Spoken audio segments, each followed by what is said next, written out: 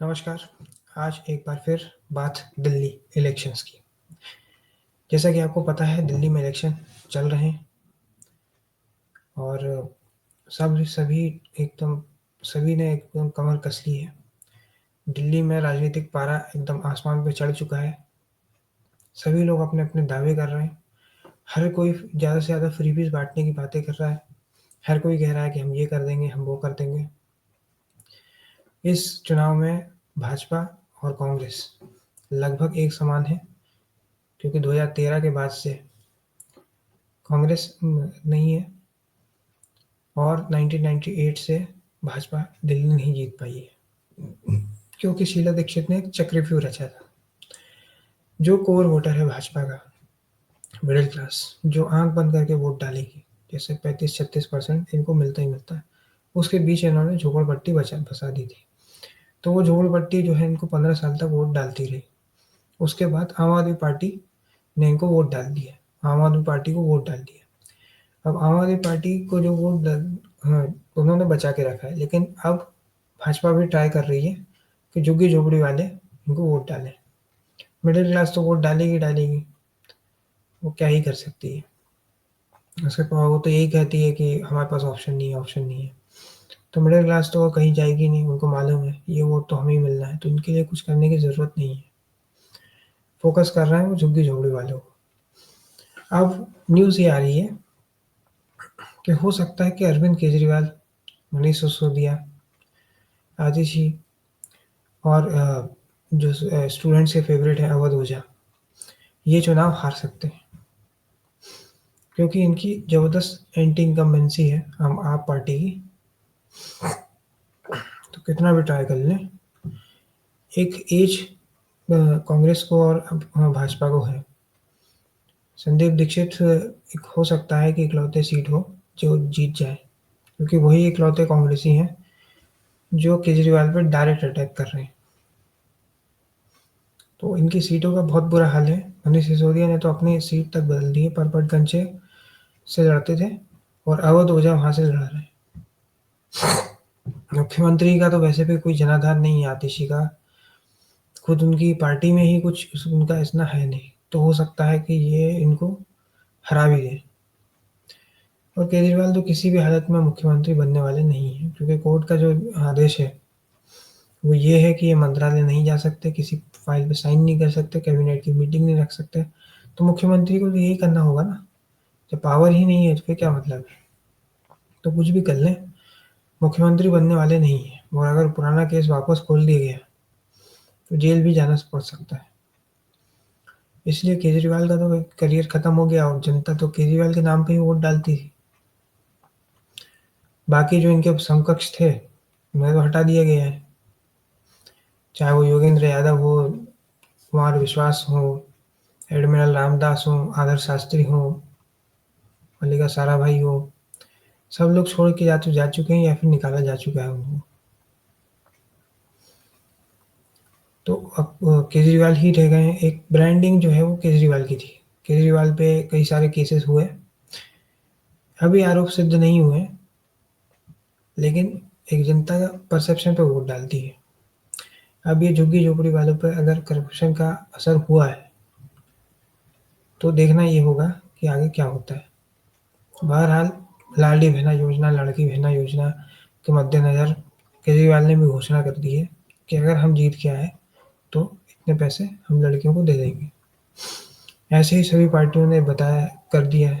कांग्रेस भाजपा के साथ दिक्कत ये है कि इनको ज़्यादा से ज़्यादा फ्रीबीज़ बाँटनी है और ये दिखाना है कि हम केजरीवाल से बेटर हैं और केजरीवाल की फ्रीबीज़ अच्छी नहीं है। ये विडंबना है कि फ्रीबीज़ पे जीत रहे हैं। ताहिर हुसैन पर भी हो सकता है कि कोर्ट ने जो है शक्ति दिखाई है, तो चुनाव ना लड़ पाएँ। लेकिन इस बार आप पार्टी का के ऊपर थोड़ा-सा भाजपा और कांग्रेस की एक एज दिख रही है। हो सकता है कि थोड़ा-सा अगर मेहनत करें दोनों पार्टियाँ, तो ये जो मेन-मेन सीटें हैं, हाई प्रोफाइल, ये हार भी जाएँ। इसलिए भाजपा ने कोई भी बड़ा रिस्क नहीं लिया है। भाजपा ने मीनाक्षी लेखी, स्मृति ईरानी और अनुपूर शर्मा को चुनाव नहीं लड़वाया है। फिर नुपुर शर्मा की एक कंट्रोवर्सी हो गई थी। मीनाक्षी लेखी अच्छे हैं, प्रवक्ता हैं, सब कुछ बढ़िया करते हैं, लेकिन इन्होंने दिक्कत ये है कि संगठन में उतना काम नहीं करती हैं। वकील भी हैं, पढ़ी-लिखी हैं, इसलिए इनको उतारा नहीं गया है। हालाँकि पहले सांसद रह चुकी हैं 2019 में, लेकिन इस बार ना लोकसभा का चुनाव लड़वाया, ना विधानसभा का। क्योंकि जब नेता में इलेक्श ये इलेक्शन में वोट डलवाने की क्षमता नहीं होती है, तो उसको साइडलाइन कर दिया जाता है। एग्ज़ाम्पल रविशंकर प्रसाद। ऐसे ही और भी कई नेता हुए हैं, जैसे स्मृति ईरानी का एग्ज़ाम्पल लें। जैसे ही अमेठी से हारी वो, उनको ऐसे साइडलाइन कर दिया गया जैसे वो एग्ज़िस्ट ही नहीं करती। तो इस तरह से चीज़ें होती हैं। जब एक पत्रकार ने कुछ सवाल पूछा था, तो स्मृति ईरानी ने बोला, आपकी शिकायत करूँगी और आपकी नौकरी भी जा सकती है। तो आप सोचिए कि क्या हालत है। पूरा जो मीडिया था, वो एक साथ लामबंद हो गया इनके अगेंस्ट और स्मृति ईरानी को हराने में जुट गया। तो कांग्रेस का एक जो नेता है, जिसको कोई नहीं जानता, केएल शर्मा, उन्होंने स्मृति ईरानी को हरा दिया। जैसे ही वो हारी, सब कुछ उनके हाथ से छिन गया। ऐसे लगता है जैसे कि बिल्कुल उनको साइडलाइन कर दिया गया है। अब उनकी कोई बात नहीं है। जैसे नवनीत राणा, जब तक जीत रही तब तक पूछ थी, जैसे ही हारी वैसे ही कोई नहीं पूछ रहा। अब है भी या नहीं है, कोई नहीं जानता। तो जब तक आपकी वोट डलाने की क्षमता रहती है, तब तक लोग आपको पूछते हैं। जैसे ही वोट डलाने की क्षमता खत्म हो जाती है, वैसे ही खत्म। अब इस बार जैसे दिल्ली में आप पार्टी का थोड़ा-सा मुश्किल लग रहा है, तो कई सारे आपके जो लीडर हैं, वो निकल गए। राजनीति में एक महत्वाकांक्षा होती है। अब जैसे एक महत्वाकांक्षा के साथ लोगों ने शिवसेना जॉइन करी। जब वो उद्धव ठाकरे से वो महत्वाकांक्षा पूरी नहीं हुई, तो लोग निकल गए। कोई भाजपा में चला गया, कोई एकनाथ शिंदे के साथ चला गया। उसी प्रकार कई आप लीडर जो हैं, वो भाजपा जॉइन करेंगे अभी।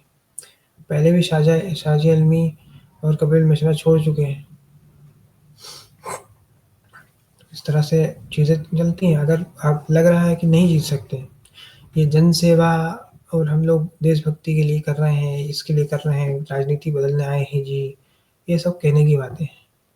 सच्चाई ये है कि लोगों को पावर और पोजीशन चाहिए, पावर और पैसा चाहिए, इसलिए लोग राजनीति में आते हैं। क्योंकि दिल्ली इलेक्शन में भाजपा के पास कोई भी अभी चेहरा नहीं है। कोई कह रहा है कि स्मृति ईरानी को आगे किया जाएगा, कोई कह रहा है बासुदेव स्वराज को आगे किया जाएगा, जब स्मृति ईरानी लड़ ही नहीं रही है। इतने कंट्रोवर्सी से बचने के लिए इन तीनों को साइडलाइन कर दिया गया है। स्मृति ईरानी का पूरा जो कार्यकाल आप देखेंगे, मंत्री पद का भी बहुत ज़्यादा कंट्रोवर्शियल रहा है। झगड़ालू नेता की तरह उनकी पोजीशन बनी है, इसलिए इन्हें साइडलाइन कर दिया गया है। रमेश पिथोड़ी और प्रवेश वर्मा की भी है, तो हो सकता है उन्हें मुश्किल सीट देकर खत्म कर दिया जाए। क्योंकि राजनीति में कब क्या कैसे होता है, ये कोई नहीं जानता है। कभी भी कुछ भी हो सकता है। राजनीति में 2 और 4 की जगह 2 और 2 5 भी हो सकते हैं। तो हो सकता है कि जैसे झारखंड में इन्होंने रघुवर दास को बनाया था, हरियाणा में मनोहर लाल खट्टर को बनाया था, वैसे ही दिल्ली में किसी ऐसे चेहरे को बनाएँगे जिसको कोई नहीं जानता है, ताकि आगे केंद्रीय नेतृत्व के लिए कोई बड़ी मुश्किल ना हो।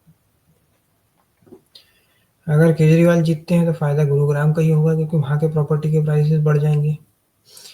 और अगर केजरीवाल हारते हैं, तो दिल्ली में कंस्ट्रक्शन चालू होगा। दिल्ली में नए-नए कंस्ट्रक्शन होंगे, प्रॉपर्टी के प्राइस वहाँ पे बढ़ेंगे। ओवरऑल दिल्ली का ही फ़ायदा है। और अगर केजरीवाल हार गए, तो फिर भाजपा के पास कोई ऑप्शन बचेगा नहीं ब्लेम करने के लिए। अभी तो केजरीवाल पे हर चीज़ का ब्लेम डाल दो, कुछ भी हो जाए, कानून व्यवस्था पे कोई प्रश्न चिन्ह हो, तो केजरीवाल है। उत्तराखंड में कुछ हो जाए, तो केजरीवाल है। गुजरात में कुछ हो जाए, तो केजरीवाल है। एक बार अगर वो हार गए, तो फिर भाजपा को पास कोई ब्लेम गेम खेलने के लिए बचेगा ही नहीं। फिर जनता इन्हीं से सवाल पूछेगी, यमुना गंदी क्यों है?